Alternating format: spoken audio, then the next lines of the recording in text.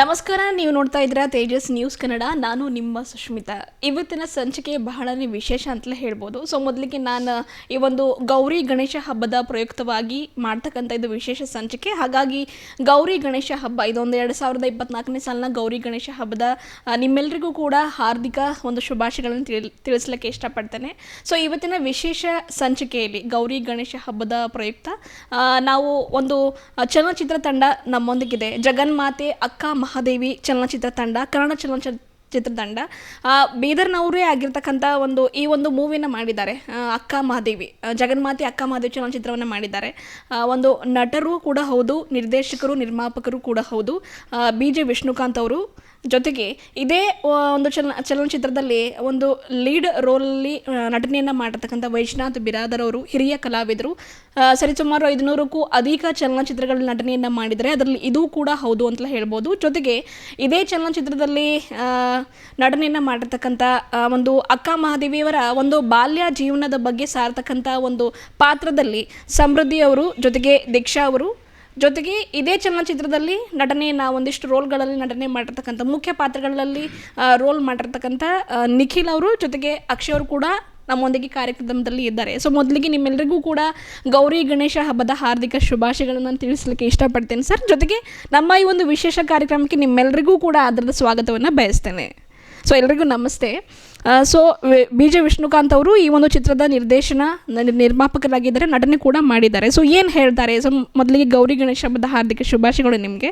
So ಚಿತ್ರದ ಬಗ್ಗೆ ಆಗಿರ್ಬೋದು, ಕಲಾವಿದರ ಬಗ್ಗೆ ಆಗಿರ್ಬೋದು, ಆ್ಯಂಡ್ ಎಲ್ಲೆಲ್ಲಿ ಚಿತ್ರೀಕರಣ ಆಗಿದೆ ಅನ್ನೋದ್ರ ಬಗ್ಗೆ ಆಗಿರ್ಬೋದು, ಆ್ಯಂಡ್ ಕಲಾವಿದರನ್ನ ಯಾವ ರೀತಿ ಆಯ್ಕೆ ಮಾಡಿದ್ರಿ ಅನ್ನೋದ್ರ ಬಗ್ಗೆ ಹೇಳೋದಾದರೆ ಏನು ಹೇಳ್ತೀರಿ?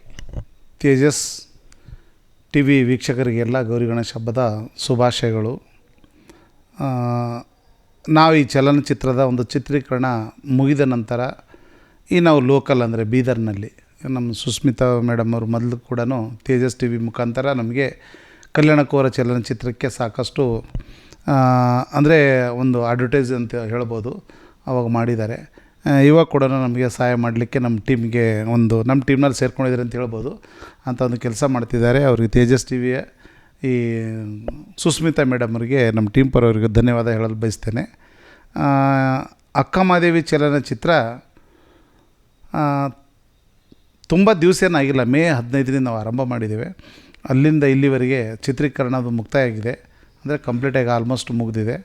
ಇವಾಗ ಏನಾದರೂ ಈಗ ಲ್ಯಾಬರ್ ಪೋಸ್ಟ್ ಪ್ರೊಡಕ್ಷನ್ ಅಂತೀವಲ್ಲ, ಆ ಪೋಸ್ಟ್ ಪ್ರೊಡಕ್ಷನಲ್ಲಿ ನಾವಿದೆ. ಈಗ ಇನ್ನೊಂದು ಸರ್, ಚಿತ್ರ ಅಂದ ತಕ್ಷಣ ಬಹಳಷ್ಟು ಚಿತ್ರಗಳನ್ನು ನೀವು ಮಹಾಪುರುಷನನ್ನು ಆಧಾರಿತ ಚಿತ್ರಗಳನ್ನು ಕೊಟ್ಟಿದ್ದೀರಿ, ಜೊತೆಗೆ ಭಕ್ತಿ ಪ್ರಧಾನ ಸಾರ್ತಕ್ಕಂಥ ಚಿತ್ರಗಳನ್ನು ನೀಡಿದಿರಿ. ಅದರಲ್ಲಿ ಇದು ಕೂಡ ಒಂದಾಗಿದೆ. ಈ ಹಿಂದೆ 5 ಚಿತ್ರಗಳನ್ನು ನೀವು ನಟನೆ, ನಿರ್ದೇಶನ, ನಿರ್ಮಾಣ ನೀವೇ ಕೂಡ ಮಾಡಿದ್ರಿ, ನಿಮ್ಮ ಬ್ಯಾನರ್ ಅಡಿಯಲ್ಲಿ ಮಾಡಿದ್ರಿ. ಸೊ ಇದು ಕೂಡ ಒಂದಾಗಿದೆ. ಯಾಕೆ ಈ ರೀತಿ ಚಿತ್ರಗಳನ್ನೇ ಯಾಕೆ ನೀವು ಮಾಡ್ತೀರಂತ ಹೇಳೋದಾದರೆ, ಅದರಲ್ಲಿ ಮುಖ್ಯವಾಗಿ ಈ ಹಿಂದೆ ಕಲ್ಯಾಣ ಕುವರ ಡಾಕ್ಟರ್ ಚನ್ನಬಸವ ಪಟ್ಟದೇವರ ಚಿತ್ರವನ್ನು ಮಾಡಿದ್ರಿ, ಈಗ ಜಗನ್ಮಾತೆ ಅಕ್ಕ ಮಹಾದೇವಿಯರ ಚಲನಚಿತ್ರವನ್ನು ಮಾಡ್ತಾ ಇದ್ದೀರಿ. ಸೊ ಯಾಕೆ ಅನ್ನೋದಾದರೆ, ಈ ಚಿತ್ರ ಯಾಕೆ ಮಾಡಬೇಕು ಅನ್ನಿಸ್ತು ಅಂತ ಹೇಳೋದಾದರೆ ಏನು ಹೇಳ್ತೀರಿ? ನಾನು ಮೂಲತಃ ಬರಹಗಾರನಾಗಿ ಚಲನಚಿತ್ರಕ್ಕೆ ನಾನು ಪಾದಾರ್ಪಣೆ ಮಾಡಿದ್ದೇನೆ. ಯಾವುದೇ ಒಬ್ಬ ಬರಹಗಾರ ಇರ್ಬೋದು, ಯಾರೇ ಇರ್ಬೋದು, ಅವರು ಒಂದು ಚಾರಿತ್ರಿಕವಾಗಿ ಅವ್ರ ಒಳಗಡೆ ಏನು ಅಡಗಿರ್ತದೋ ಅದನ್ನೇ ಆಚೆಗೆ ಅವರು ಹಾಕಕ್ಕೆ ಬರ್ತಾರೆ.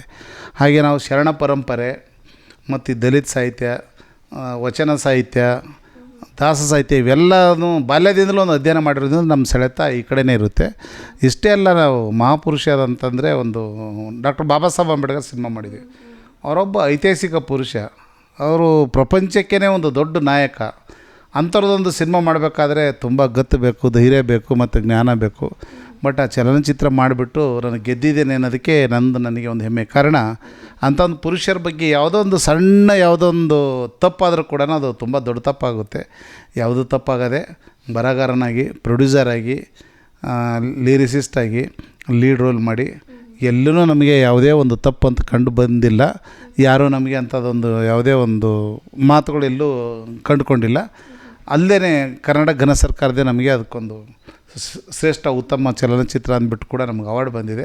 ಅದು ನಮಗೆ ತುಂಬ ಕೋಟಿ ನಮನ ಅಂತ ಹೇಳ್ಬೋದು ಜನರಿಗೆ ಮತ್ತು ಸರ್ಕಾರಕ್ಕೆ. ತದನಂತರ ನಾವು ಕಮರ್ಷಿಯಲಿ 2 ಸಿನಿಮಾ ಮಾಡಿದ್ದೀವಿ.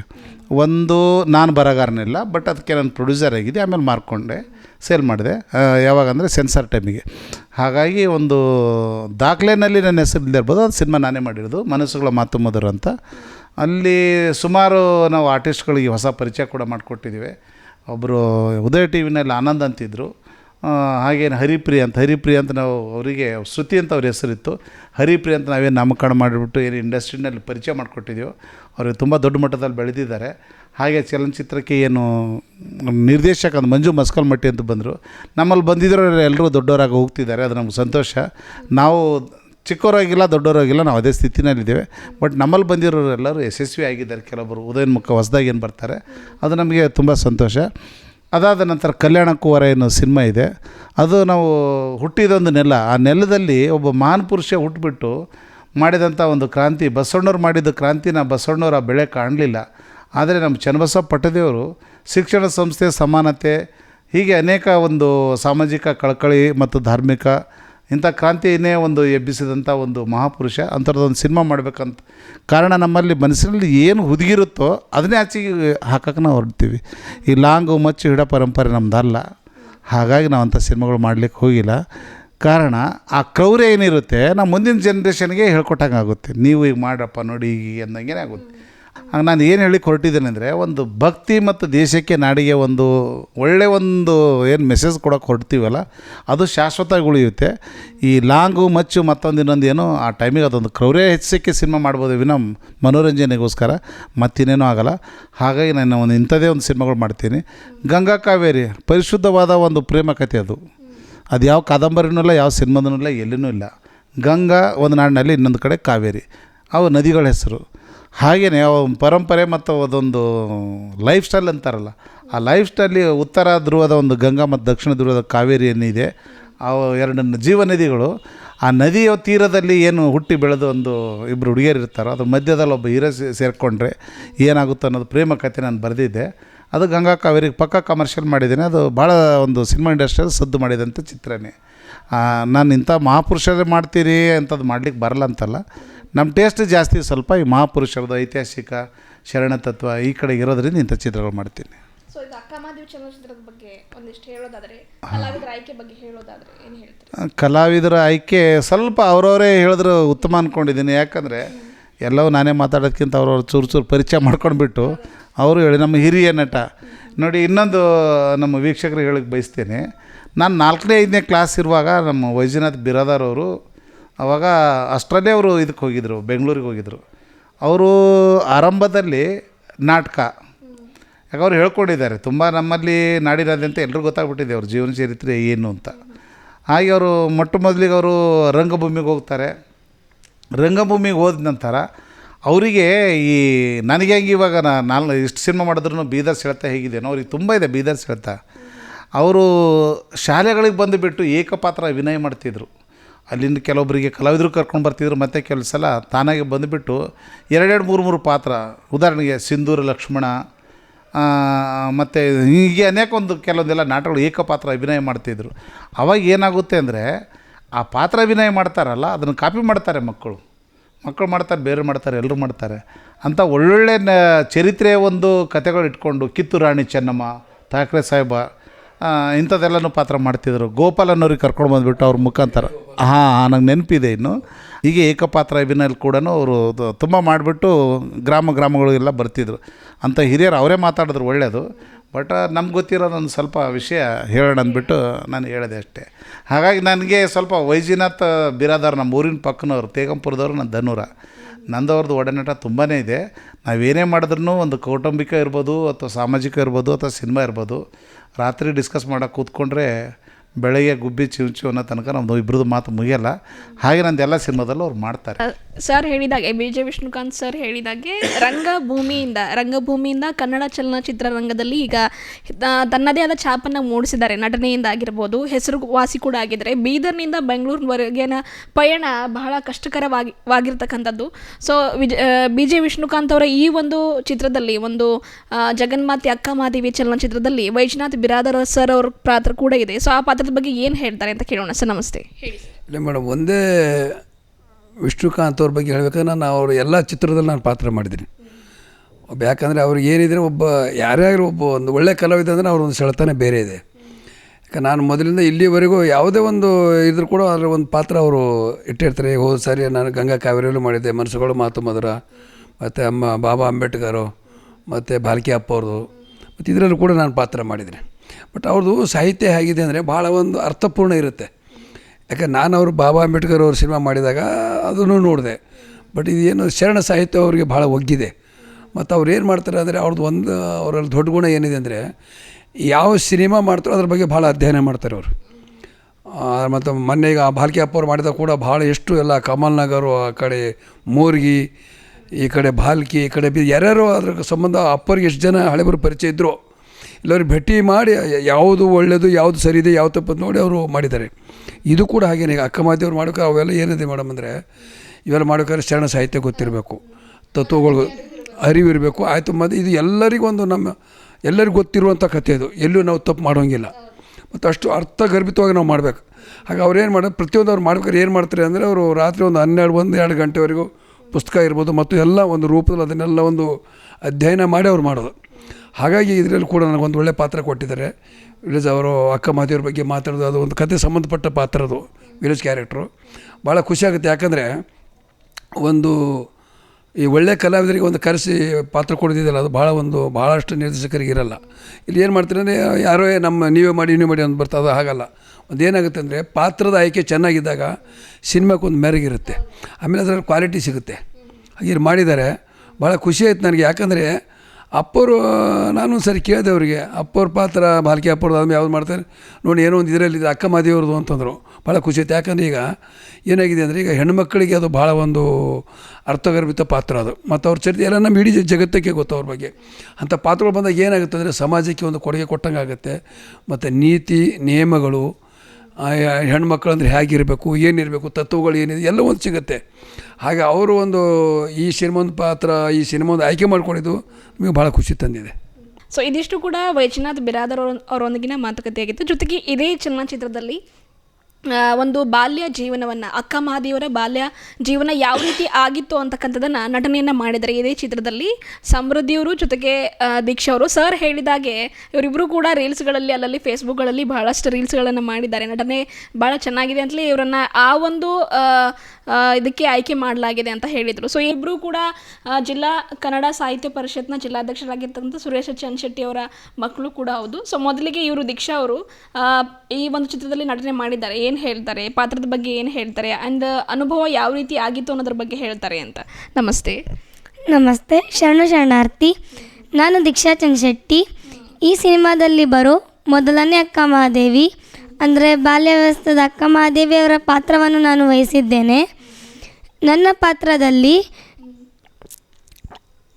ಗುರುಲಿಂಗರು ಹೇಳಿಕೊಟ್ಟಂತೆ ಮತ್ತು ಮನೆಯಲ್ಲಿ ತಂದೆ ತಾಯಿಯವರು ಹೇಳಿಕೊಟ್ಟಂತೆ ವಚನಗಳನ್ನು ಅಧ್ಯಯನ ಮಾಡುವುದು ಮತ್ತು ಚನ್ನಮಲ್ಲಿಕಾರ್ಜುನ ಅವರ ಧ್ಯಾನದಲ್ಲಿರುವುದು ನನ್ನ ಪಾತ್ರವಾಗಿತ್ತು. ಈ ಪಾತ್ರದಿಂದ ನನಗೆ ಬಹಳ ಖುಷಿಯಾಯಿತು.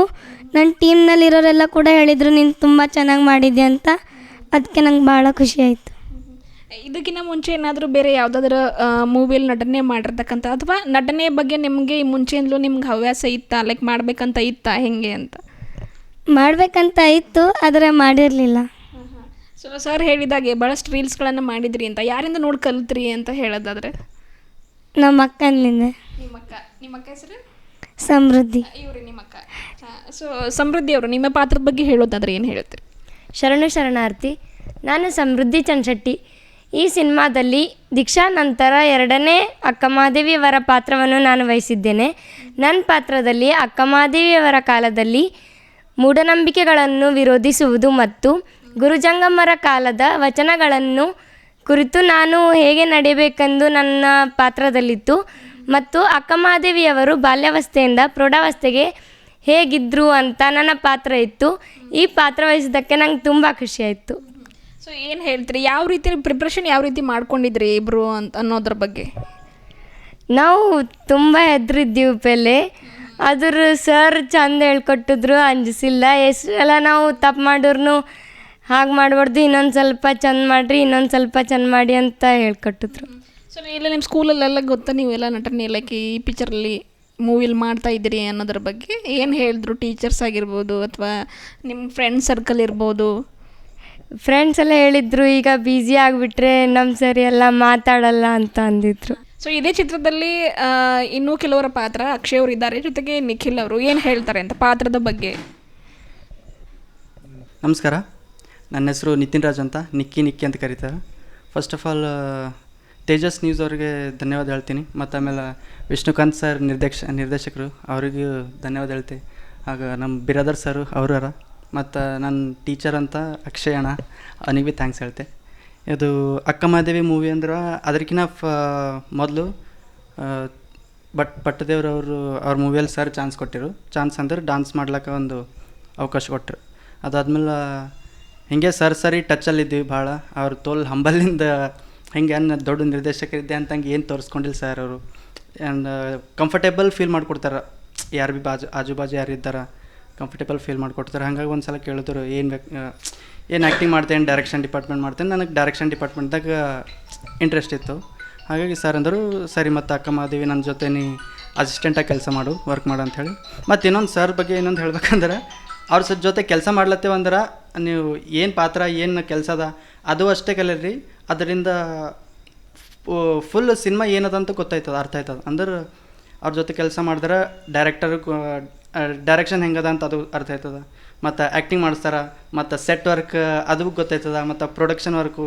ಅಂದ್ರೆ ಒಂದೇ ಡಿಪಾರ್ಟ್ಮೆಂಟಲ್ಲಿ ಕೆಲಸ ಮಾಡ್ತೀವಿ ಅಂತಿಲ್ಲ, ಅವ್ರು ಸರಿ ಇದ್ದೀವಿ ಅಂದ್ರೆ ಎಲ್ಲ ಹೆಂಗದ ಎಲ್ಲ ಗೊತ್ತಾಯ್ತದ. ಮತ್ತು ಸರ್ ಹೇಳ್ಬೇಕಂದ್ರೆ ಧನ್ಯವಾದ ಹೇಳ್ತೇವೆ ಸರಿ, ಮತ್ತೇನಿಲ್ಲ. ಹಾಂ, ಬೀದರ್ನಲ್ಲೇ ಸಿಕ್ತು ಫುಲ್ಲು. ನಾ ಎಲ್ಲಿ ಹೊರಗೆ ಹೋಗ್ಬೇಕಂತ ಸ್ವಲ್ಪ ತಲೆಗಿತ್ತು, ಅದು ಇನ್ನು ಇಲ್ಲೇ ಪ್ರಾಕ್ಟಿಕಲಾಗಿ ಎಲ್ಲ ಇಲ್ಲೇ ಸಿಕ್ತು. ಅಂದ್ರೆ ಸ್ಟಾರ್ಟಿಂಗ್ ಫಸ್ಟ್ ಈ ಡೈರೆಕ್ಷನ್ ಡಿಪಾರ್ಟ್ಮೆಂಟ್ನಾಗ ಬರ್ಲಾಕೆ ಯಾರು ಕ್ಲಾಸ್ ತೊಗೋತಾರ, ನನಗೆ ಹಂಗೆ ಕ್ಲಾಸ್ ಏನು ಭೀನೇ ಸಿಕ್ಕಲ್ಲ, ಡೈರೆಕ್ಟ್ ಪ್ರಾಕ್ಟಿಕಲಾಗೇ ಸಿಕ್ತು ಸರ್ ಅಲ್ಲಿಂದ ಅಷ್ಟೇ. ರೋಲ್ ಬಗ್ಗೆ ಅದು ಇಂಪಾರ್ಟೆಂಟ್ ಪಾತ್ರನೇ ಕೊಟ್ಟಿದ್ದಾರೆ ಸರ್, ಭಾಳ ಇಂಪಾರ್ಟೆಂಟ್ ಪಾತ್ರ ಅದ. ಅದು ಕ್ಲೈಮ್ಯಾಕ್ಸಲ್ಲಿ ಬಂದು ಹೋಗ್ತಾ ನಾ ಏನು ಭೀ ಹೇಳ್ದಂದ್ರೆ ಸ್ಪಾಯ್ಲರ್ ಆಗೋ ಚಾನ್ಸ್ ಅದ. ಸೊ ಅದು ಹೆಂಗಂದ್ರೆ ಫುಲ್ ಕದಳಿವನ ಅಂತಿರ್ತಾರೆ ಸರ್, ಫುಲ್ ಅದ್ರೊಳಗೆ ಹೆಂಗೆ ಡೀಪಾಗಿ ಅದು ಏನು ಭೀ ಹೇಳಿದ್ರೆ ಸ್ಪಾಯ್ಲರ್ ಆಗ್ತದೆ ಜಾಸ್ತಿ, ಅಷ್ಟು ಹೇಳ್ತೀನಿ.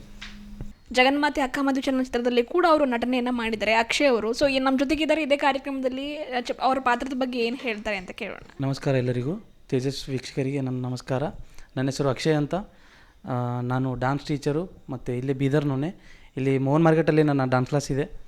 ಸೊ ಸರಿಂದ ಏನಂತಾರೆ ಭಾಳ ವರ್ಷದಿಂದ ಸರ್ ಜೊತೆ ಇದ್ದೀವಿ ನಾವು. ಸರಿಗೆ ನಮಸ್ಕಾರ ಹೇಳ್ತೀನಿ. ಇದಕ್ಕಿಂತ ಮೊದಲು ನೀವು ನೋಡಿರ್ಬೋದು ಕಲ್ಯಾಣ ಕೋರ ಚಿತ್ರದಲ್ಲಿ ಬಸವಲಿಂಗ ಪಟ್ಟದೇವರ ಪಾತ್ರದಲ್ಲಿ ನಾನು ಮಾಡಿದ್ದೇನೆ. ಸೊ ಬಸವಲಿಂಗ ಪಟ್ಟದೇವರ ಮೂವಿ ಚೆನ್ನಾಗಾಗಿ ಓಡಿದೆ, ಬಾಲ್ಕಿಯಲ್ಲಿ ತುಂಬ ವಿಜೃಂಭಣೆಯಿಂದ ನಾವು ಇದು ಮಾಡಿದ್ವಿ. ಸೊ ಈ ಮೂವಿಯಲ್ಲಿ ನಾನು ಹೇಳಬೇಕಾದ್ರೆ ಅಕ್ಕಮಹಾದೇವಿಯಲ್ಲಿ ಚನ್ನಮಲ್ಲಿಕಾರ್ಜುನ ಮತ್ತು ಶಿವನ ಪಾತ್ರದಲ್ಲಿದ್ದೀನಿ ನಾನು. ಅಂದರೆ ಅಕ್ಕಮಹಾದೇವಿ ಮೇಲಿಂದ ಕೆಳಗೆ ಬರುವಾಗೆ, ಅಂದರೆ ಶಿವನ ಆಶೀರ್ವಾದ ತೊಗೊಂಡು ಕೆಳಗೆ ಹೇಗೆ ಇದು ಬರ್ತಾರೆ, ಭೂಮಿಗೆ ಹೇಗೆ ಬಂದರು, ಸೊ ಆ ಪಾತ್ರದಲ್ಲಿ ನೀವು ನೋಡಿರ್ತೀರಿ. ಸೊ ಈಗ ಸರ್ ಬಗ್ಗೆ ಹೇಳಬೇಕಾದ್ರೆ ಸರು ತುಂಬ ಭಾಳ ಒಳ್ಳೆಯವರು ಮತ್ತು ನನಗೆ ಇಷ್ಟು ಚಾನ್ಸ್ ಕೊಟ್ಟಿದ್ದಾರೆ. ಆ್ಯಕ್ಚುಲಿ ನಾನು ಪ್ರೌಡ್ ಫೀಲ್ ಮಾಡ್ತೀನಿ. ಮತ್ತು ಸುಮಾರು ನೀವು ನೋಡ್ತಿರ್ಬೋದು, ತುಂಬ ಜನರು ಏನಂತಾರೆ ಆ್ಯಕ್ಟಿಂಗಲ್ಲಿ ಇದು ಮಾಡ್ತಾಯಿದ್ದಾರೆ, ಚಾನ್ಸ್ ಸಿಗ್ತಾಯಿಲ್ಲ ಅವರಿಗೆ. ಸೊ ಸರ್ ಎಲ್ಲರಿಗೆ ಚಾನ್ಸ್ ಕೊಡ್ತಾರೆ, ಒಳ್ಳೆ ಕಲಾವಿದ ಮತ್ತು ಹಾಗೆ ಹೀಗೆ. ಮತ್ತು ಯಾರು ಇರ್ಬೋದು ಹಾಗೇನು ಇದು ಮಾಡಲ್ಲ, ನಾನು ದೊಡ್ಡ ನಿರ್ದೇಶಕ ಹಾಗೆ ಹೀಗೆ ಅಂತ ಏನು ಇದು ಮಾಡಿಲ್ಲ, ಭಾಳ ಹಂಬಲಿದ್ದಾರೆ ಸರ್. ಎಲ್ಲರಿಗೂ ಚಾನ್ಸ್ ಕೊಡ್ತಾರೆ. ವರ್ಕ್ ಹೇಗಿದೆ ಮತ್ತು ಹೇಗೆ ಮಾಡೋದು, ಹಾಗಿಲ್ಲ ಅಕ್ಷಯ್ ಹೀಗೆ ಮಾಡು, ಡೈಲಾಗ್ ಇನ್ನೊಂದು ಸರಿ ಹೇಳು, ಕರೆಕ್ಟಾಗಿ ಬಂದಿಲ್ಲ, ಸೊ ಏನು ಬೈದಿಲ್ಲ, ಏನೂ ಮಾಡಿಲ್ಲ, ಪದೇ ಇದು ಮಾಡಿ ಮತ್ತು ಚೆನ್ನಾಗಾಗಿ ಹೇಳಿದ್ದೀನಿ. ಸರ್ ಆ್ಯಕ್ಚುಲಿ ತುಂಬ ಇದು ಮಾಡಿದ್ದಾರೆ, ನನಗೆ ಪ್ರೋತ್ಸಾಹ ಮಾಡಿದ್ದಾರೆ. ಸೊ ಹಾಗಾಗಿ ನಾನು ಮೂವಿಯಲ್ಲಿ ನಾನು ಕಾಲಿಟ್ಟಿದ್ದೀನಿ. ಸೊ ಇದೇ ರೀತಿಯಾಗಿ ನಾನು ಸರ್ ಜೊತೆ ವರ್ಕ್ ಮಾಡ್ತೀನಿ ಮತ್ತು ಟೀಮ್ನಲ್ಲೂ ಕೂಡ ಹೀಗೆ ಇರ್ತೀನಿ. ಸರ್ ಎಷ್ಟು ಮೂವಿ ತೆಗಿತಾರೋ ಸರ್ ಜೊತೆನೇ ಇರ್ತೀನಿ. ಸೊ ಇದೇ ಟೀಮಲ್ಲಿ ನಾನು ವರ್ಕ್ ಮಾಡ್ತೀನಿ ಅಂತ ಹೇಳ್ತೀನಿ. ಎಸ್ ಅಕ್ಷಯ್, ನೀವೇ ಹೇಳಿದಾಗೆ ಇದು ನಿಮ್ಮ 2ನೇ ಸಿನಿಮಾ ಸರ್ ಅವರ ಇದರಲ್ಲಿ. ಸೊ ಇದು ಮುಂಚೆ ಮಾಡಿದ ಸಿನಿಮಾದಲ್ಲಿ ಆ್ಯಕ್ಟಿಂಗಿಗೂ ಈ ಒಂದು ಚಿತ್ರದಲ್ಲಿ ಮಾಡಿರ್ತಕ್ಕಂಥ ಆ್ಯಕ್ಟಿಂಗ್ ಭಾಳಷ್ಟು ವ್ಯತ್ಯಾಸಗಳಿರ್ತವೆ. ಆ ಚಿತ್ರದಿಂದ ಈ ಚಿತ್ರದಲ್ಲಿ ಏನೇನು ಕಲ್ತ್ರಿ, ಲೈಕ್ ಇಂಪ್ರೂವ್ಮೆಂಟ್ ಆಗುತ್ತೆ. ನಾವೇನೋ ಒಂದು ಪಾತ್ರ ಮಾಡ್ತಾ ಇದ್ದೀವಿ ಅಂದ ತಕ್ಷಣ ನಮ್ಮನ್ನು ನಾವು ಇಂಪ್ರೂವ್ಮೆಂಟ್ ಮಾಡ್ಕೋತೀವಿ. ಈ ಹಿಂದೆ ಮಾಡಿರ್ತಕ್ಕಂಥ ಒಂದು ತಪ್ಪುಗಳನ್ನೆಲ್ಲ ನಾವು ತಿದ್ದುಕೊಳ್ತೀವಿ. ಸೊ ಈ ಚಿತ್ರದಲ್ಲಿ ಯಾವ ರೀತಿ ನೀವು ಇಂಪ್ರೂವ್ಮೆಂಟ್ ಮಾಡ್ಕೊಂಡಿದ್ರಿ ಅಂತ? ಪಾತ್ರ ನಿಮಗೆ ಹೊಸದಲ್ಲ, ಬಸವಲಿಂಗ ಪಟ್ಟದೇವರ ಪಾತ್ರ ಆಗಿತ್ತು. ಸೊ ಏನು ಹೇಳ್ತೀರಿ? ಸೊ ಲಾಸ್ಟ್ ಮೂವಿಯಲ್ಲಿ ಬಸವಲಿಂಗ ಪಟ್ಟದೇವ ಪಾತ್ರ ಮಾಡುವಾಗ ಡೈಲಾಗ್ ಸ್ವಲ್ಪ ಏನಂತಾರೆ ಕಷ್ಟ ಆಗ್ತಿತ್ತು ಹಳೆಗನ್ನಡ ಭಾಷೆ. ಸೊ ಅಲ್ಲಿ ಭಾಳ ಹಾರ್ಡ್ ಹೋಗಿದೆ. ಇಲ್ಲಿ ತುಂಬ ಈಸಿ ಹೋಗಿದೆ ನನಗೆ. ಹೇಗೆ ಮಾಡಬೇಕಂತ ಸ್ವಲ್ಪ ನೋಡಿದ್ರೆ ಗೊತ್ತಾಗ್ಬಿಡ್ತು ಪಾತ್ರ ಹೇಗಿದೆ, ಕ್ಯಾರೆಕ್ಟರ್ ಹೇಗೆ ಹೋಗಬೇಕು, ಡೈಲಾಗ್ ಹೆಂಗೆ ಡೆಲಿವರಿ ಮಾಡಬೇಕು. ಸೊ ಎಕ್ಸ್ಪೀರಿಯನ್ಸ್ ಚೆನ್ನಾಗಿತ್ತು ಈ ಸರಿ. ಈ ಬಾರಿ ಚೆನ್ನಾಗಿತ್ತು, ತುಂಬ ಚೆನ್ನಾಗಿತ್ತು. ಸೊ ಹೀಗೆ ಕಲಿತಾ ಮತ್ತು ಎಕ್ಸ್ಪೀರಿಯನ್ಸ್ ಜಾಸ್ತಿ ಮಾಡ್ಕೋತೀನಿ ಸರ್ ಜೊತೆ ಇದ್ದು ಅಂತ ನಾನು ಹೇಳ್ತೀನಿ. ಎಸ್ ಸರ್, ಇದಿಷ್ಟು ಕೂಡ ಆ ಒಂದು ಚಿತ್ರದಲ್ಲಿ ನಟನೆ ಮಾಡಿರ್ತಕ್ಕಂಥ ಕಲಾವಿದರು ಅವರ ಪಾತ್ರದ ಬಗ್ಗೆ ಹೇಳಿಕೊಂಡಿರ್ತಕ್ಕಂಥದ್ದು. ಸೊ ನೀವು ನಿಮ್ಮ ಇದಕ್ಕೆ ಬಂದರೆ ಕಲಾವಿದರನ್ನ ಯಾವ ರೀತಿ ಆಯ್ಕೆ ಮಾಡಿದ್ರಿ, ಆಡಿಷನ್ ಮಾಡಿದ್ರ, ಅಥವಾ ನಿಮ್ಮ ಮೆಂಟಲಿ ನೀವು ಆಲ್ರೆಡಿ ಪ್ರಿಪೇರ್ ಆಗಿದ್ರೆ ಇವ್ರಿಗೆ ಇದೊಂದು ಪಾತ್ರ ಕೊಡಬೇಕು ಅಂತಕ್ಕಂಥದ್ದು ಆದರೆ ಏನು ಹೇಳ್ತೀರಿ ಕಲಾವಿದರ ಆಯ್ಕೆ ಬಗ್ಗೆ? ಒಂದು ರೈಟ್ರು ಮತ್ತು ಡೈರೆಕ್ಟ್ರು ನಾನೇ ಆಗಿರೋದ್ರಿಂದ ಒಳ ಹೂರಣ ಅಂತಾರೆ. ಒಳ ಹೂರಣ ಅಂದರೆ ಒಳಗಡೆ ಏನಿದೆ, ಕತೆಗಾರ ಮತ್ತು ಡೈರೆಕ್ಟ್ರು ಸ್ವಲ್ಪ ಬೇರೆ ಇದ್ದರೆ ಡಿಸ್ಕಸ್ ಮಾಡಬೇಕಾಗುತ್ತೆ, ಏನೇನೋ ನೋಡಬೇಕಾಗುತ್ತೆ. ಬಟ್ ಇಲ್ಲಿ ಎರಡೂ ನಾನೇ ಆಗಿರೋದ್ರಿಂದ ಒಂದು ಪೂರ್ತಿ ಫ್ರೀಡಮ್ ಇರುತ್ತೆ. ಡೈರೆಕ್ಟ್ರ್ ಒಬ್ಬರು, ಪ್ರೊಡ್ಯೂಸರ್ ಒಬ್ಬರು, ರೈಟ್ರ್ ಒಬ್ಬರು ಇದ್ದಿದ್ರೆ ಡಿಸ್ಕಸ್ ಮಾಡಬೇಕು, ಕೇಳಬೇಕು, ಹೇಳಬೇಕು. ಅದು ಬಡ್ಜೆಟ್ ವೈಸ್ ಅದನ್ನು ಡಿಸ್ಕಸ್ ಮಾಡಬೇಕು, ಮತ್ತು ಕ್ಯಾರೆಕ್ಟರ್ ವೈಸ್ನು ಕತೆ ವೈಸ್ನು. ಈಗ ಎಲ್ಲವೂ ನಾನೇ ಆಗಿರೋದ್ರಿಂದ ನನಗೆ ಒಂದು ಟಕ್ ಅಂತ ಕ್ಷಣದಲ್ಲಿ ಅದು ಗೊತ್ತಾಗ್ಬಿಡ್ತಿತ್ತು. ಕಥೆನಲ್ಲಿ ಈ ಥರ ಬರುತ್ತೆ, ಆಮೇಲೆ ಆ್ಯಕ್ಟಿಂಗಲ್ಲಿಗೆ ಒಂದು ಪರ್ಸನಾಲಿಟಿ ಟೋಟಲಿಗೆ ಒಂದು ಪರ್ಫಾರ್ಮ್ ಈಗ ಮಾಡ್ತಾನೆ ಅಂದ್ಬಿಟ್ಟು ಆ ಥರದಲ್ಲಿ ನಾನು ತೊಗೊಂಡಿರೋದು. ಆ ಒಂದು ಮ್ಯಾನರಿಸಮ್ ಏನಿದೆ ಒಂದು ಇಲ್ಲಿ ಈ ಸಿನಿಮಾದಲ್ಲಿ ಯಾವುದು ಜಗನ್ಮಾತೆ ಅಕ್ಕಮಹಾದೇವಿ ಸಿನಿಮಾನಲ್ಲಿ ಏನು ಬರುತ್ತೆ ಅಂದರೆ ಒಂದು ಈ ಪರಂಪರೆ ಅಂತಾರಲ್ಲ, ಹಳೆ ಪರಂಪರೆ, ಮತ್ತು ಅದು ಶರಣ ತತ್ವ, ಆಮೇಲೆ ಎಲ್ಲೆಲ್ಲಿ ಏನೇನು ಬೇಕು ಹೇಗೆ ಎಲ್ಲಕ್ಕಿಂತ ಮೇನು ಇದರಲ್ಲಿ ಭಾಷಾದು ಒಂದೇನಿದೆ, ಲ್ಯಾಂಗ್ವೇಜ್ ನೇಟಿವಿಟಿ ಅಂತಾರಲ್ಲ, ಅದು ತುಂಬ ಮುಖ್ಯ. ಹೌದೌದೌದು. ಯಾಕಂದರೆ ಈ ಕಲ್ಯಾಣ ಕೋರದಲ್ಲಿ ಒಂದೇ ಜಿಲ್ಲೆದ ಭಾಷೆ ಇತ್ತು. ಯಾವಾಗಲೂ ಲ್ಯಾಂಗ್ವೇಜ್ ನೇಟಿವಿಟಿ ಭಾಳ ಇಂಪಾರ್ಟೆಂಟ್ ಇರುತ್ತೆ. ಶಿವಮೊಗ್ಗ ಅಂದರೆ ಒಂಥರ ಅದು ಹೇಗಿದೆ ಅಂದರೆ ಯಾವುದೇ ಒಂದು ಹೊರ ರಾಜ್ಯದ ಪ್ರಭಾವ ಆ ಭಾಷೆ ಮೇಲೆ ಬೀರಿಲ್ಲ.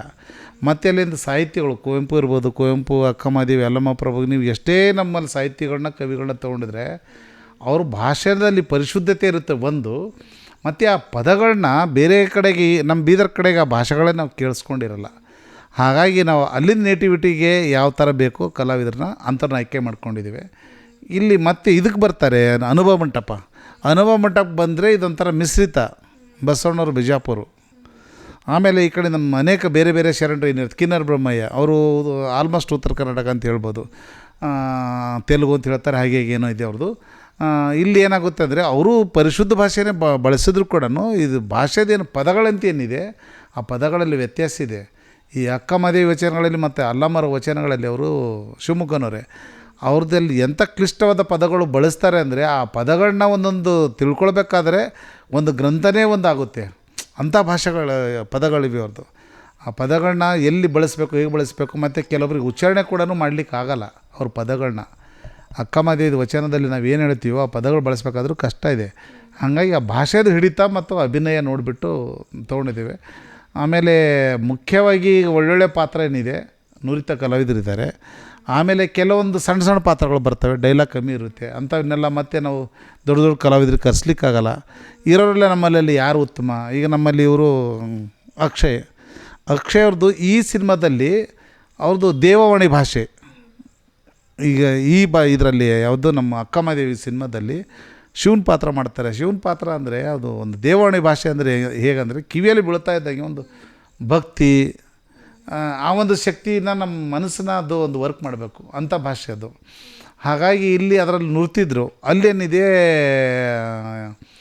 ಕಲ್ಯಾಣ ಕೋರದಲ್ಲಿ ಒಂಥರ ಬಸವಲಿಂಗ ಪಟ್ಟಿದವರು ಈ ಭಾಗದವರು, ಅವಾಗ ಮಾತಾಡ್ಲಿಕ್ಕೆ ಭಾಳ ಈಸಿಯಾಗಿತ್ತು. ಅವಾಗ ಇದಕ್ಕಿಂತನೂ ಅಲ್ಲಿ ಈಸಿಯಾಗಿತ್ತು ಅವರಿಗೆ. ಯಾಕಂದ್ರೆ ನಮ್ಮ ಭಾಷೆ ಬೀದರ್ ಭಾಷೆ ಆಗಿರೋದ್ರಿಂದ ಬೀದರ್ ಶುದ್ಧ ಕನ್ನಡ. ಅವರು MA ಪದವಿ ಬಸವಲಿಂಗ ಪಟ್ಟಿದೇವರು.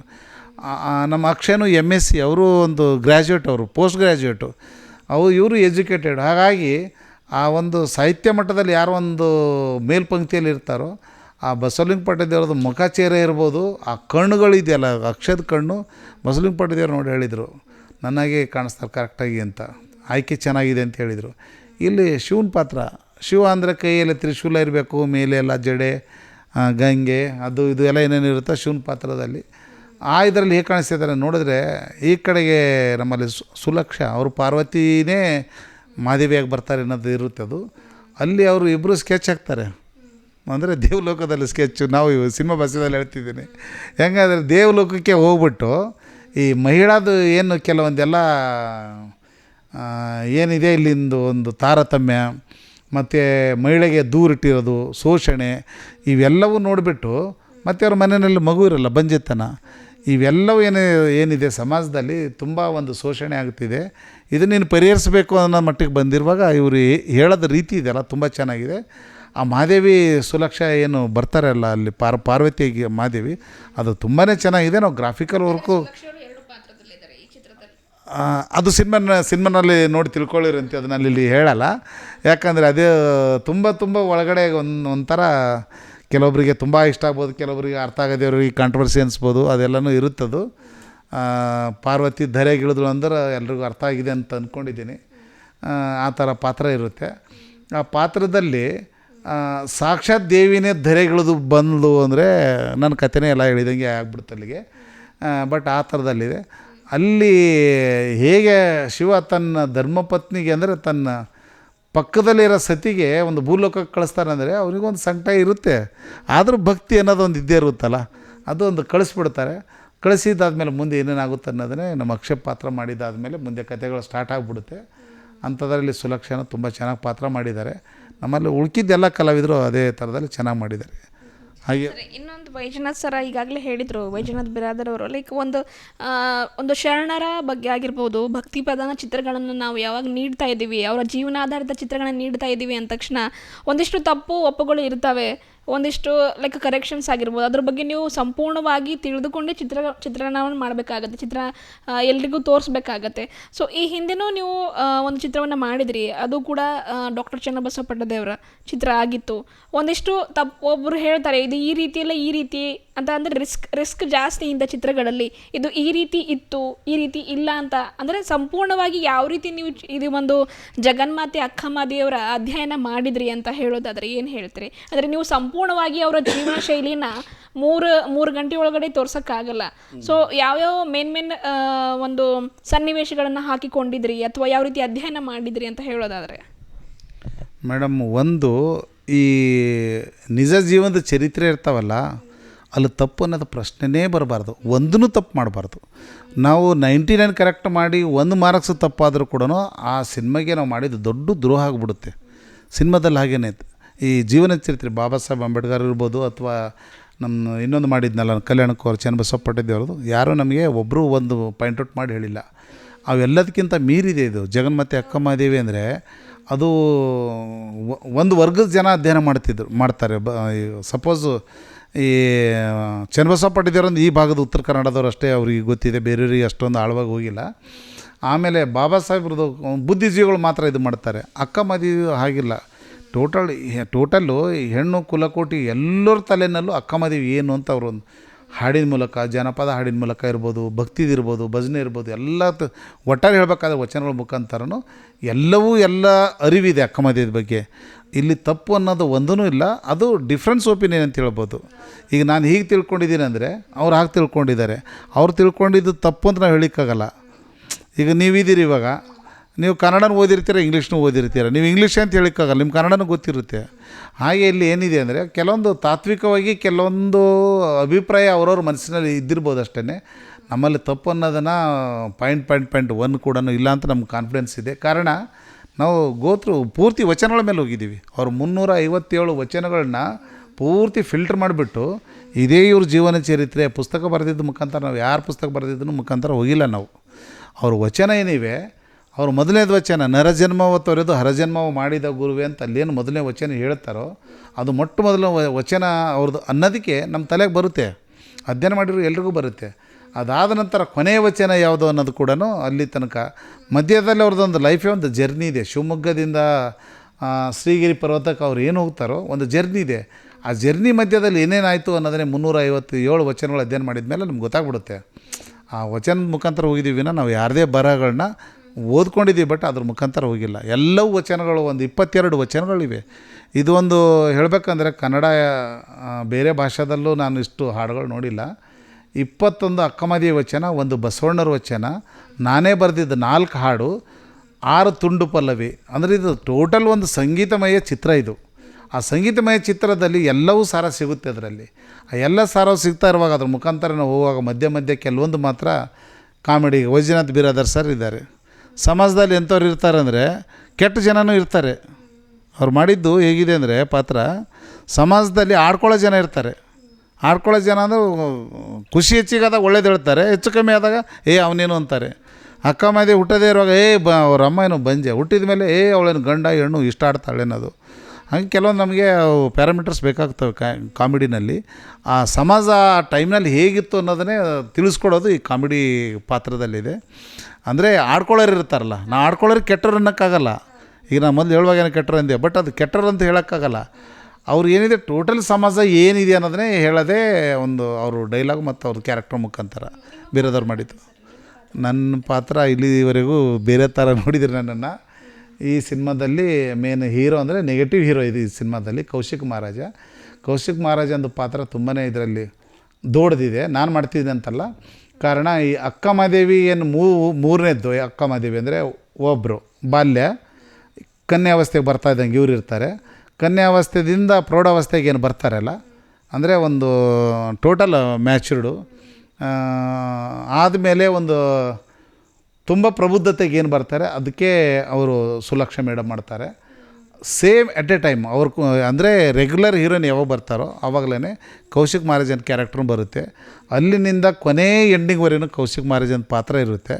ಒಂದು ಕಡೆ ಭಕ್ತಿ, ಇನ್ನೊಂದು ಕಡೆ ರೊಮ್ಯಾಂಟಿಕ್, ಇನ್ನೊಂದು ಕಡೆ ಭಕ್ತಿ. ಅಕ್ಕ ಮಾದೇವಿದು ಒಂದು ಕಡೆದು ಭಕ್ತಿದು ನಡೀತಾ ಇದ್ದರೆ ಕೌಶಿಕ್ ಮಹಾರಾಜ ರೊಮ್ಯಾಂಟಿಕ್ ಕಡೆಗೆ ಎಳಿತಾ ಇರ್ತಾನೆ ಮಾದೇವಿನ. ಪ್ರೀತಿಸೋದು, ಲವ್ ಮಾಡೋದು, ಮತ್ತೊಂದು ಇನ್ನೊಂದು ನಮ್ಮ ಭಾಷೆದಲ್ಲಿ ಸಿನಿಮಾ ಭಾಷೆದಲ್ಲಿ ಹೇಳ್ಬೇಕಾದ್ರೆ ಅವೆಲ್ಲ ಇರುತ್ತೆ. ಆದರೆ ಅಕ್ಕ ಮಹಾದೇವಿ ಯಾವುದೇ ಕಾರಣಕ್ಕೂ ಭಕ್ತಿನಲ್ಲಿ ಗೆಲ್ತಾಳೆ.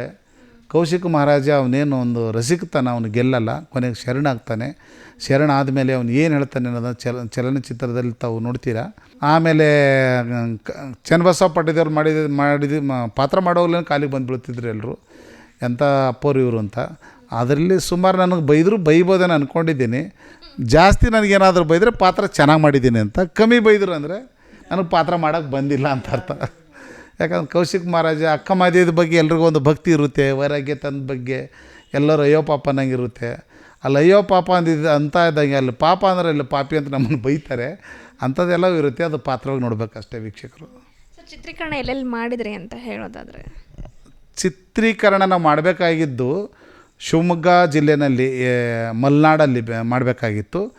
ಆಮೇಲೆ ಬೀದರ್ನಲ್ಲಿ ಅನುಭವ ಮಂಟಪಕ್ಕೆ ಸಂಬಂಧಪಟ್ಟಾಗಿ ಮಾಡಬೇಕಾಗಿತ್ತು. ಆಮೇಲೆ ಕೊನೆಯದು ಹಂತ ಅವ್ರದ್ದು ಏನು ಶ್ರೀಶೈಲಿಗೆ ಹೋಗ್ತಾರೋ, ಶ್ರೀಶೈಲದ್ದು ತ್ರಿಕೂಟ ಪರ್ವತ ಕದಳಿ ಅದೇನಿದೆ ಅಲ್ಲಿ ಮಾಡಬೇಕಾಗಿತ್ತು ನಮ್ಮದು ಕಥೆನಲ್ಲಿ. ಆದರೆ ನಮಗೆ ಈ ಬೀದರ್ ಜಿಲ್ಲೆ ಹೇಗಿದೆ ಅಂದರೆ ಶರಣರು ಬಂದಿದ್ದಾರೆ ಅಂದರೆ ಯಾವುದ್ಯಾವುದೋ ನಾಡಿನಿಂದ ಶರಣರು ಬಂದಿದ್ದಾರೆ. ಕಾಶ್ಮೀರದಿಂದ ಬಂದಿದ್ದಾರೆ, ಅಫ್ಘಾನಿಸ್ತಾನಿಂದ ಬಂದಿದ್ದಾರೆ. ಇನ್ನು ಈಗ ನಾವೇನು ಮಾದರ ಚೆನ್ನೈ ಬಂದಿದ್ದು ಯಾವುದದು ತಮಿಳುನಾಡು, ನಾನಾ ಮೂಲೆಯಿಂದ ಬಂದಿದ್ದಾರೆ. ಅಂಥದ್ದು ಬಂದಿದ್ದಂಥ ಬೀದರ್ನಲ್ಲಿ ಪ್ರಕೃತಿ ಕೂಡ ಹಾಗೇ ಇದೆ. ಬಟ್ ನಾವು ಅದನ್ನು ನೋಡಬೇಕಷ್ಟೇ. ಇದು ಬರೀ ಬಯಲು ಸೀಮೆ ಕೆಂಪು ಧೂಳಿ ಇರೋಂಥದ್ದು ಮಣ್ಣಿಂದು ಅಷ್ಟೇ ಅಲ್ಲ, ಅರೆ ಮಲೆನಾಡು ಅಂತ ಹೇಳ್ಬೋದು. ನಮ್ಮಲ್ಲಿ ಇಲ್ಲೇನು ಮೈಲಾರ ಅಂತ ಏನಿದೆ, ಮೈಲಾರು, ಹೊನ್ನಿಕೇರಿ, ಅದ್ರ ಮಧ್ಯೆ ವಿಲಾಸಪುರಿ ಕೆರೆ, ಸುಮಾರು ನಮ್ಮಲ್ಲಿ ಮಲೆನಾಡಿದೆ, ತುಂಬಾ ಇದೆ. ನಮಗೆ ಅದು ಪಕ್ಕ ಮ್ಯಾಚ್ ಆಗೋದು ಶಿವಮೊಗ್ಗ, ಮತ್ತು ಈ ಕಡೆ ಇನ್ನೊಂದು ಕಡೆಗೆ ಮ್ಯಾಚ್ ಆಗೋದು ಶ್ರೀಗಿರಿ ಪರ್ವತ. ಹಾಗೆ ನಾನು ಏನು ಹೇಳಿ ಹೊರಟಿದ್ದೀನಿ ಅಂದರೆ, ಮೇಡಮ್ ಅವ್ರದ್ದು ಸಿಂಗಲ್ ಪಾಯಿಂಟ್ ಇತ್ತು. ನಾನು ಇಷ್ಟೇ ಕೇಳ್ತೀನಿ ಅಂದರೆ ಬೀದರ್ ಬಗ್ಗೆ ಸ್ವಲ್ಪ ಹೇಳ್ಬೇಕಲ್ಲ ಅಂದ್ಬಿಟ್ಟು ಇಷ್ಟೆಲ್ಲ ಹೇಳಿದೆ. ಬೀದರ್ನಲ್ಲಿ ಅತಿ ಹೆಚ್ಚು 90% ಇಲ್ಲೇ ಮಾಡಿದ್ದೀವಿ.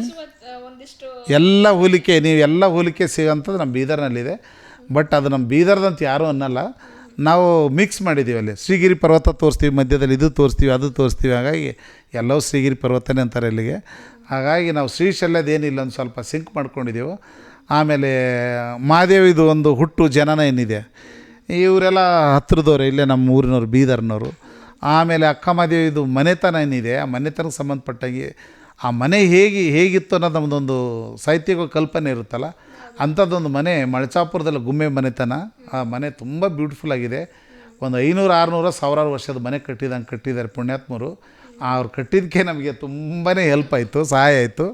ಆ ಮನೆಯಲ್ಲಿ ಅಕ್ಕ ಮಹಾದೇವಿದು ನಾವು ಒಂದು ಬಾಲ್ಯದ ಜೀವನದ ತಂದೆ ತಾಯಿದು ಒಂದು ಸಂಬಂಧಪಟ್ಟಂಗೆ ಅಲ್ಲಿಂದು ಒಂದು ಮಾಡಿದ್ದೀವಿ. ಹಾಗಾಗಿ ನಿಮ್ಗೆ ಹೇಳಿಕೊಟ್ಟಿರೋದು ಒಟ್ಟಾರೆ ಅತಿ ಹೆಚ್ಚು ನಾವು ಬೀದರ್ದಲ್ಲೇ ಮಾಡಿದ್ದೀವಿ. ಬೀದರ್ ಜಿಲ್ಲೆಯಲ್ಲಿ ಈ ಸಿನಿಮಾಗೆ ಒಂದು ಸ್ಟುಡಿಯೋ ಇದ್ದಂಗೆ ಅಷ್ಟು ಚೆನ್ನಾಗಿ ನಾವು ಅಚ್ಚುಕಟ್ಟಾಗಿ ಮಾಡಿದ್ವಿ. ತದನಂತರ ನಾವು ಇಲ್ಲಿಂದ ಜರ್ನಿ ಮಾದೇವಿ ಅನುಭವ ಮಂಟಪದಿಂದ ಹೊರಟು ಬಿಡ್ತಾರೆ ಶ್ರೀಗಿರಿಗೆ. ಆ ಶ್ರೀಗಿರಿಗೆ ಸಂಬಂಧಪಟ್ಟಿದ್ದಂಗೆ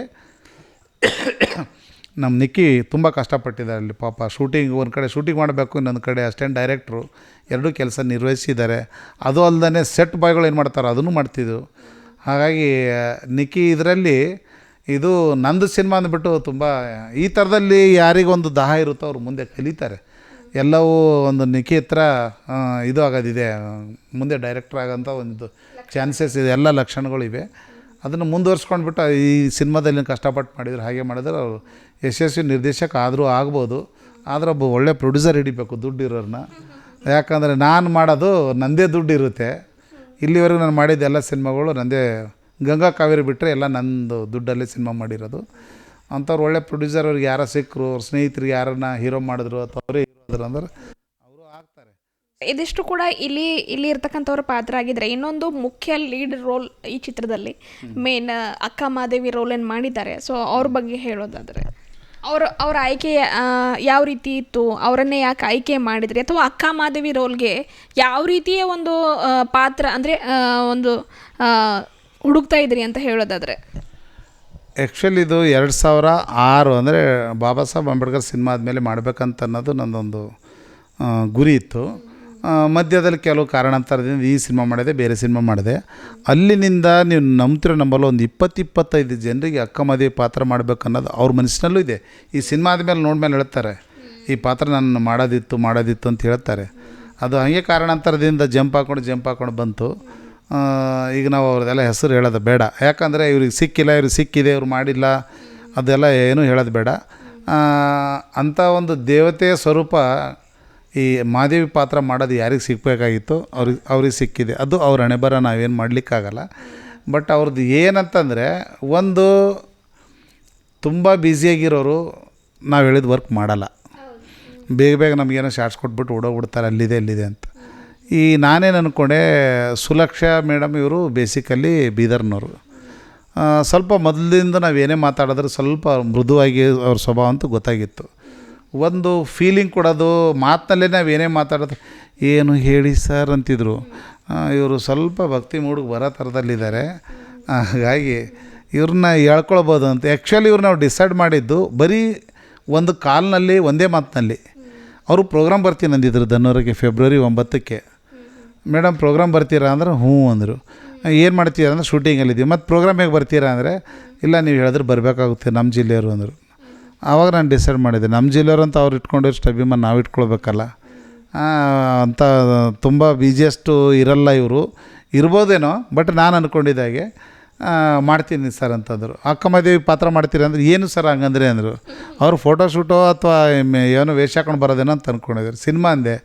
ಸಿನಿಮಾ ಅಂದರೆ ಎಲ್ಲ ಕ್ಯಾಮ್ರಾ ಎಲ್ಲ ಇರುತ್ತಾ ಸರ್ ಅಂತ ಕೇಳ್ತಾರೆ. ಏನೇನೋ ಕೇಳ್ತಿದ್ರು. ಇಲ್ಲ ಮೇಡಮ್ ಅದು ಸಿನಿಮಾನೇ, ನಾನು ಸಿನಿಮಾ ಡೈರೆಕ್ಟರ್ ಅಲ್ವಾ, ಸಿನಿಮಾನೇ ಇರುತ್ತೆ ಬನ್ನಿ ಅಂತಂದೆ. ಅವ್ರು ಏನು ಮಾತಾಡೋದೆ ಕಥೆನೂ ಕೇಳಿಲ್ಲ, ಏನೂ ಕೇಳಿಲ್ಲ. ಬಟ್ ಅವ್ರ ಮುಖದಲ್ಲಿ ಒಂದು ಅವ್ರ ವ್ಯಕ್ತಿತ್ವದಲ್ಲಿ ಒಂದು ಸೌಮ್ಯತೆ ಇರೋದರಿಂದ ಇವ್ರು ಮಾಡ್ತಾರೆ ಅಂತ ಅಂದ್ಕೊಂಡ್ಬಿಟ್ಟು ನಾನು ಇದು ಮಾಡಿದೆ.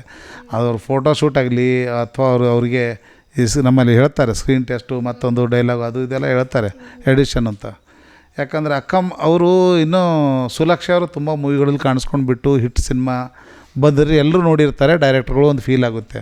ಅಂಥದ್ದು ಆಗದೇ ಇರೋದ್ರಿಂದ ಸ್ವಲ್ಪ ಐಡೆಂಟಿಫೈ ಮಾಡೋದು ಕಷ್ಟ ಆಗುತ್ತೆ ಅದರಲ್ಲೂ. ಬಟ್ ನಾನು ಐಡೆಂಟಿಫೈ ಮಾಡಿದೆ ಅವರು ಪಕ್ಕ ಮಾಡ್ತಾರೆ ಅಂತ. ತುಂಬ ಅವರು ಕಷ್ಟಪಟ್ಬಿಟ್ಟು ಮಾಡಿದ್ದಾರೆ. ನಾವು ಹೇಳಿದಂಗೆ ಬೆಳಿಗ್ಗೆ ಬೇಗ ಎದ್ಬಿಟ್ಟು ಬಂದಿದ್ದಾರೆ. ಜಾಸ್ತಿ ಹೊತ್ತು ನಾವು ಶೂಟಿಂಗ್ ಮಾಡ್ತಾ ಇದ್ರೂ ಅವಾಗಲೂ ಅವ್ರು ಸಹಕರಿಸಿದ್ದಾರೆ. ಅಲ್ಲದೆ ಈ ಶ್ರೀಶೈಲಂನಲ್ಲಿ ತುಂಬ ಗುಹೆನಲ್ಲಿ ತುಂಬ ಕಷ್ಟ ಇತ್ತು ಅಲ್ಲಿ ಪಾತ್ರ ಮಾಡಬೇಕಾದ್ರೆ. ಅಲ್ಲೂ ಇಲ್ಲ ನಾನು ಮಾಡ್ತೀನಿ ಸರ್ ಅಂದ್ಬಿಟ್ಟು ಕೆಟ್ಟ ವಾಸನೆ ಒಳಗಡೆಗೆ ಅಂಥ ವಾಸದಲ್ಲಿ ಕೂತ್ಕೊಂಡ್ಬಿಟ್ಟು ಅವ್ರು ಪಾತ್ರ ಮಾಡಿದ್ದಾರೆ. ಕೆಲವೊಂದು ಯೋಗ, ಮತ್ತೊಂದು ಇನ್ನೊಂದು ಧ್ಯಾನ, ಜಪ ತಪ ಅವೆಲ್ಲದಕ್ಕೂ ಅವ್ರೇನು ಒಂಥರ ಬೇಸರ ಪಡ್ಕೊಳ್ಳೋದೇ ಮಾಡಿದ್ದಾರೆ.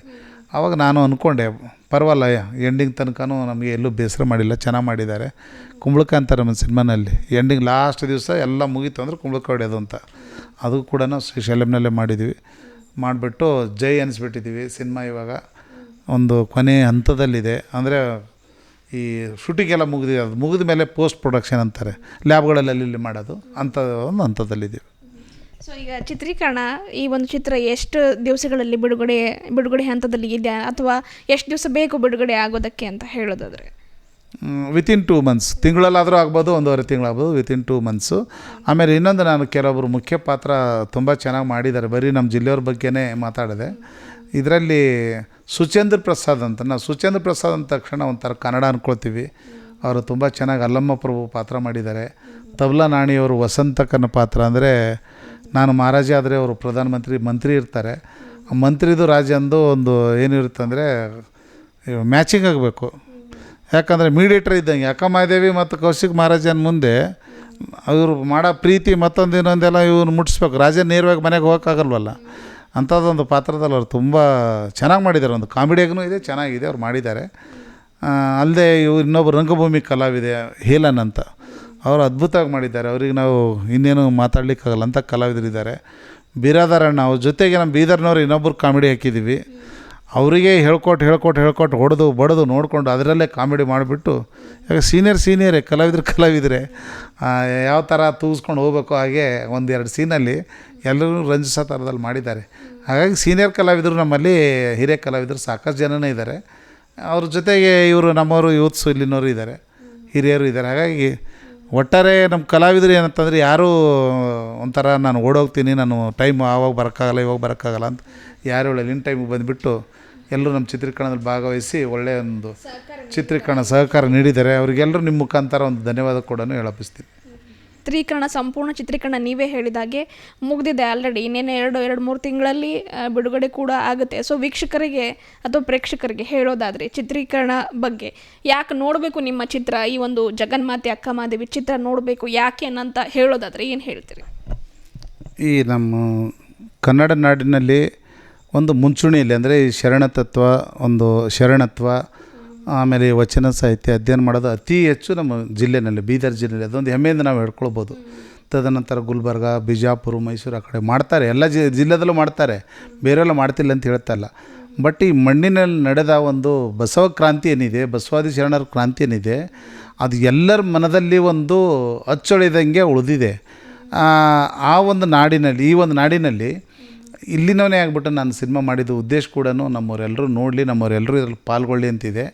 ಹಾಗಾಗಿ ನೀವು ನನ್ನನ್ನು ಗೆಲ್ಲಿಸಿದರೆ, ಇಲ್ಲಿವರೆಗೆ ನಮ್ಮ ವೈಜನಾಥ್ ಬಿರಾದರ್ ಮತ್ತು ಮೇಡಮ್ ಹೇಳಿದಾಗೆ ಈ ಸುಮಾರು ಈ ಮಂಗಳೂರು ಮತ್ತೊಂದು ಕೆಲವೊಂದು ಜಿಲ್ಲೆಗಳಲ್ಲಿ ಒಬ್ಬರು ಆರ್ಟಿಸ್ಟ್ ಆಗಿಬಿಟ್ರೆ, ಕಾಶಿನಾಥ್ ಅವ್ರು ಆರ್ಟಿಸ್ಟ್ ಆಗಿಬಿಟ್ರೆ ಇಡೀ ಮಂಗಳೂರಿನಲ್ಲೇ ಸಿನಿಮಾದ ಒಂದು ಮಾಪ್ ಕ್ರಿಯೇಟ್ ಆಗಿದೆ. ಹಾಗೆ ನಮ್ಮಲ್ಲಿ ಮಾಡಿದ್ರೆ ಈಗ ನಾನೇನು ಒಂದಕ್ಕೇನು ಫಿಕ್ಸ್ ಆದವನೇನಲ್ಲ. ಶರಣತತ್ವ, ಇತಿಹಾಸ ಅಂಥದ್ದು ಇಂಥದ್ದು ಮಹಾನ್ ವ್ಯಕ್ತಿದೆ ಮಾಡ್ತಾರೆ ಅಂತಲ್ಲ. ನಾನು ಆಲ್ರೆಡಿ ಈಗಾಗಲೇ ಗಂಗಾ ಕಾವೇರಿ ಮತ್ತು ಮನಸ್ಸುಗಳು ಮತ್ತು ಮಧುರ ಅಂಥ ಸಿನಿಮಾನು ಮಾಡಿದ್ದೀನಿ. ಒಂದು ಸಾಮಾಜಿಕ ಚಿತ್ರಗಳು ಮತ್ತು ಈ ಲವ್ ಸ್ಟೋರಿ ಸಿನಿಮಾಗಳು. ಈಗ ನೆಕ್ಸ್ಟ್ ನಾವು ಮಾಡ್ತಾ ಇರೋದೇ ಲವ್ ಕಮ್ ಮಾಸ್ ಸಿನಿಮಾ. ಅಲ್ಲಿನೂ ಈ ಹಿಂದಿನ ಹುಡುಗಿಯರು ಅಂದರೆ ಅಂಥ ಹೀರೋಯಿನ್ ಆಗೋ ಬಯಸೋರು ಇರ್ಬೋದು, ಬೇರೆದು ಸಪೋರ್ಟಿಂಗ್ ಕ್ಯಾರೆಕ್ಟರ್ ಇರ್ಬೋದು, ಅಂಥವ್ರು ನಮ್ಮನ್ನೇನೋ ಸಂಪರ್ಕ ಮಾಡಿದರೆ ಅವ್ರದ್ದು ಕೆಲವೊಂದು ಬಯೋಡಾಟಾಸ್ ಅಂತಂದರೆ ಏನೋ ರೀಲ್ಸ್ ಮತ್ತೊಂದೇನೋ ಅವೆಲ್ಲ ನಮ್ಗೆ ವರ್ಕೌಟ್ ಆಗೋಲ್ಲ. ಆದರೆ ಅವ್ರಿಗೆ ಏನು ಬರುತ್ತೆ ಅನ್ನೋದನ್ನು ಒಂದು ತೋರಿಸ್ಲಿಕ್ಕೆ ಒಂದು ವೀಡಿಯೋ ಇರ್ಬೋದು, ಮತ್ತೊಂದು ಇರ್ಬೋದು, ಅದ್ರ ಮುಖಾಂತರ ತೋರಿಸಿದ್ರೆ ಈ ಏನೇನೋ ಹೇಳ್ತಾರಲ್ಲ, ಸಿನಿಮಾಗೆ ಹೋದರೆ ಹಾಗಾಗ್ತಾರೆ ಹೀಗಾಗ್ತಾರೆ, ಅದು ಹಾಗೆ ಹೀಗೆ ಆಗೋರು ಎಲ್ಲೂ ಆಗ್ತಾರೆ. ನಮ್ಮ ಸಿನಿಮಾ ರಂಗ ಅಂದರೆ ಇದೊಂದು ಕಲಾದೇವಿಯ ಒಂದು ದೇಗುಲ ಇದ್ದಂಗೆ. ಪಕ್ಕ ಯಾರು ಸಿನಿಮಾ ಮಾಡ್ತಾರೋ, ನಿರ್ದೇಶಕರಾಗ್ತಾರೋ, ಒಂದು ಕಲೆ ನುಡ್ಕೊಂಡ್ಬಿಟ್ಟು ಒಂದು ಸರಸ್ವತಿ ಪುತ್ರರಾಗ್ತಾರೆ ವಿನ ಯಾರು ಕೆಟ್ಟವ್ರು ಯಾರೂ ಇಲ್ಲಿ ಇರೋಲ್ಲ ಸಿನಿಮಾ ಇದರಲ್ಲಿ ಅಥವಾ ಈ ನಾಟಕ ಇದರಲ್ಲಿ. ಆಗೋರು ಎಲ್ಲೂ ಆಗ್ತಾರೆ. ಮನೆಯಲ್ಲಿ ನೀವು 4 ಬಾಗಿಲು ಹಾಕಿದ್ರು ನೀವು ಮೊಬೈಲಲ್ಲಿ ಎಲ್ಲ ಹೋಗ್ಬಿಡ್ತಾರೆ ಹಾಳಾಗೋರು. ಹಾಗಾಗಿ ಸಿನಿಮಾದ ಬಗ್ಗೆ ಯಾವುದೇ ಒಂದು ತಪ್ಪು ಅಭಿಪ್ರಾಯ ಇಟ್ಕೊಳ್ಳೋದು ಈಗಿನ ಯೂತ್ಸ್ಗಳಿಗೆ ಹೇಳ್ತೀನಿ. ಬಿರಾದರ್ ಸರ್ ಹೇಳಿದ್ರಲ್ಲ, ಅದು ತಾಳ್ಮೆ ಇರಬೇಕು. ತಾಳ್ಮೆ ಮತ್ತು ನಂದೊಂದು ಏನಿದೆ ಆಗಬೇಕಂತಿದೆ, ಆ ಹಂಬಲ ಅವ್ರ ಮನಸ್ಸಿನಲ್ಲಿರಬೇಕು. ಆ ತುಡಿತನದ ಬಳಸ್ಕೊಳ್ಳೋಂಥ ಒಂದು ರೀತಿ ಇರಬೇಕು ಅವರಲ್ಲಿ. ಅದಿದ್ದರೆ ಖಂಡಿತ ಎಲ್ಲರೂ ಆಗ್ತಾರೆ. ನಾವು ಒಂಥರ ಈ ಬಸವಾದಿ ಶರಣರ ರಾಯಭಾರಿಗಳಿದ್ದಂಗೆ ನಾವು ಈ ಬೀದರ್ನವರು. ರಾಯಭಾರಿಗಳಂದರೆ ಅವ್ರದ್ದು ಏನು ತತ್ವ ಇದೆ, ಆ ತತ್ವಗಳನ್ನು ತಲೆ ಮೇಲೆ ಹೊತ್ತುಕೊಂಡು ನಾಡಿನಾದ್ಯಂತ ಎಲ್ಲ ಕಡೆ ಯಾರು ಪ್ರವಚನ ಮುಖಾಂತರ ಇರ್ಬೋದು, ಏನೇನೋ ಎಲ್ಲ ಇರ್ಬೋದು, ಅಂಥ ಒಂದು ರಾಯಭಾರಿಗಳು. ನಮ್ಮ ಮುಂದಿನ ಜನ್ರೇಷನ್ಗೆ ಅದೆಲ್ಲ ಗೊತ್ತಾಗಬೇಕು. ಇತ್ತೀಚೆಗೆ ಮರೆಯಾಗಿ ಹೋಗ್ತಿದೆ ರೀಲ್ಸ್ ಮಾಡೋದು, ಮತ್ತೊಂದು ಇನ್ನೊಂದು ಮೊಬೈಲು ಇಂಥದ್ರಲ್ಲೆಲ್ಲ. ಅದರಲ್ಲೂ ಸಿಗುತ್ತೆ ನಮಗೆ ಬೇಕಾದರೆ. ಆದರೆ ಈ ಸಿನಿಮಾ ಇದೇ ನಾಡಿನಲ್ಲಿ, ಇದೇ ಮಣ್ಣಿನಲ್ಲಿ, ಇದೇ ಲೊಕೇಶನ್ನಲ್ಲಿ ಅನೇಕ ಒಳ್ಳೊಳ್ಳೆ ಕಲಾವಿದರು ಇಲ್ಲಿನವ್ರ ಜೊತೆಗೆ ಹಿರಿಯರು ಎಲ್ಲರೂ ಸೇರಿಬಿಟ್ಟು ನಾವೇನು ಸಿನಿಮಾ ಮಾಡಿದ್ದೀವಿ. ಈ ಸಿನಿಮಾ ಶರಣ ತತ್ವದ ಒಂದು ಸಿನಿಮಾ. ಬಸವಾದಿ ಶರಣರ ಅನೇಕ ಪಾತ್ರಗಳು ಬಂದು ಹೋಗ್ತವೆ. ಅಕ್ಕಮಾದಿ ಜೀವನ ಚರಿತ್ರೆ ನಿಮಗೆ ಸಂಪೂರ್ಣವಾಗಿ ಸಿಗುತ್ತೆ. ಯಾವುದೇ ಒಂದು ತಕರಾರು ಇಲ್ದಂಗೆ ಅದನ್ನು ಸೋಸಿ ಹೇಗೆ ತೆಗಿಬೇಕು ಅನ್ನೋದನ್ನು, ಈಗ ತುಪ್ಪ ಹೇಗೆ ಪೂರ್ತಿ ಸೋಸಿ ಹಾಲಿನಿಂದ ಮೊಸರಿಂದ ಬೆಣ್ಣೆನಿಂದ ತುಪ್ಪ ಆದಮೇಲೆ ನಾವು ಅದನ್ನು ಸ್ಟೋರ್ ಮಾಡಿ ಇಟ್ಕೊಳ್ತೀವೋ, ಅದೇ ಥರದಲ್ಲಿ ಅಕ್ಕನ 357 ವಚನಗಳಲ್ಲಿ ಸೋಸಿ ಕತೆ ಮಾಡಿದ್ದಿದೆ. ಯಾವುದೇ ಮತ್ತೊಂದು ತಪ್ಪು ಒಪ್ಪು ಇನ್ನೊಂದು ಏನೂ ಇದರಲ್ಲಿ ಸಿಗಲ್ಲ ಅಂತ ನಾನು ಅಂದ್ಕೊಂಡಿದ್ದೀನಿ. ಸಪೋಸ್ ಏನಾದರೂ ಅಂಥದ್ದು ಸಿಕ್ಕಿದರೆ ಭಿನ್ನಾಭಿಪ್ರಾಯಗಳು ಇದ್ದಿರ್ತವೆ. ಅದನ್ನು ಸರಿಪಡಿಸ್ಕೊಳ್ಳೋಣ ಅಂದರೆ ನಾವು ತಪ್ಪು ಮಾಡಿದ್ದೀವಿ ಅಂತಲ್ಲ. ಅಂಥ ಸಿನಿಮಾ ಎಲ್ಲರೂ ನೋಡಲಿಕ್ಕೆ ಬಂದು ನಮ್ಮನ್ನು ಶುಭ ಹಾರೈಸಿ ನನ್ನನ್ನು ಮತ್ತು ಈ ನಮ್ಮ ಜಿಲ್ಲೆಯಲ್ಲಿ ಮಾಡಿದಂಥ ಎಲ್ಲ ಹೊಸ ಉದಯೋನ್ಮುಖ ಪ್ರತಿಭೆಗಳಿಗೆ ಅಲ್ಲದೆ ಹಿರಿಯರಿಗೆ ಎಲ್ರಿಗೂ ಆಶೀರ್ವದಿಸಿದರೆ ಇಂಥ ಚಿತ್ರಗಳನ್ನು ದುಡ್ಡು ಬಂದಿದ್ರೆ ತಾನೇ ನಾವು ಮಾಡಲಿಕ್ಕಾಗೋದು. ಮುಂದೆ ಇದ್ರದ್ದು ಒಂದಿಷ್ಟು ದುಡ್ಡು ಬಂತು, ಮತ್ತು ಮುಂದಿನ ಚಿತ್ರಕ್ಕೆ ನಾವು ಹಾಕ್ತೀವಿ. ಇಲ್ಲಿ ನಾವು ಒಂದು ಸಿನಿಮಾದ ಒಂದು ಕ್ಷೇತ್ರದ ಒಂದು ವಾತಾವರಣ ನಾವು ಬೆಳೆಸ್ಬೋದು ಅಂತ ಕೇಳ್ತಾ, ದಯವಿಟ್ಟು ಬಂದು ಸಿನಿಮಾ ನೋಡಿದರೆ ನಿಮಗೆ ಗೊತ್ತಾಗುತ್ತೆ. ಒಬ್ಬರು ಬಂದು ಸಿನಿಮಾ ನೋಡಿದರೆ ನೀವು 10 ಜನರಿಗೆ ಹೇಳ್ತೀರಿ ಅನ್ನೋದು ವಿಶ್ವಾಸ ಇದೆ.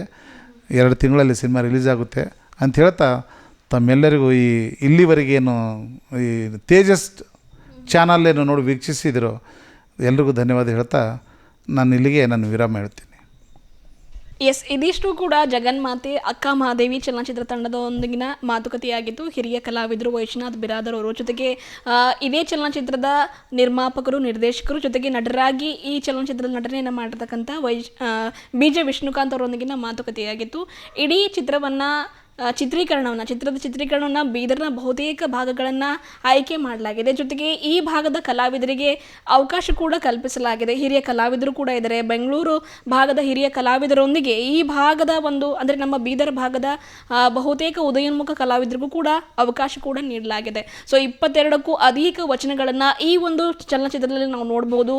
4ರಿಂದ 5ಕ್ಕೂ ಅಧಿಕ ಒಂದು ಸಂಗೀತಗಳನ್ನು ಇಲ್ಲಿ ನೋಡಬಹುದು.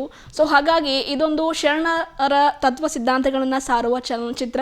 ಅಕ್ಕ ಮಹಾದೇವರು ಪ್ರಥಮ ಕವಯಿತ್ರಿ, ಪ್ರಥಮ ಮೊದಲ ವಚನಗಾರ್ತಿಯಾಗಿದ್ದು ಅವರ ಜೀವನಾಂಶವನ್ನು ಸಾರ್ಥಕಂತ ಚಲನಚಿತ್ರ ಇದಾಗಿದ್ದರಿಂದ ಎಲ್ಲರೂ ಬಹುತೇಕ ಕೌಟುಂಬಿಕ ಚಿತ್ರ ಆಗಿರುವುದರಿಂದ ಕುಟುಂಬ ಸಮೇತ ಹೋಗಿ ಚಿತ್ರಮಂದಿರಕ್ಕೆ ಹೋಗಿ ಈ ಒಂದು ಜಗನ್ಮಾತೆ ಅಕ್ಕ ಮಹಾದೇವಿ ಚಲನಚಿತ್ರವನ್ನು ಇಲ್ಲಿ ವೀಕ್ಷಿಸುವ ಮೂಲಕ ಪ್ರೋತ್ಸಾಹಿಸಬೇಕು ಎನ್ನುವಂಥದ್ದು ಒಂದು ಚಲನಚಿತ್ರ ತಂಡದ ಒಂದು ಮನವಿ ಕೂಡ ಆಗಿದೆ. ಇದಿಷ್ಟು ಕೂಡ ಈ ಹೊತ್ತಿನ ವಿಶೇಷತೆಯಾಗಿತ್ತು. ನಾನು ಸುಷ್ಮಿತಾ, ತೇಜಸ್ ನ್ಯೂಸ್ ಇಂದ ಧನ್ಯವಾದ.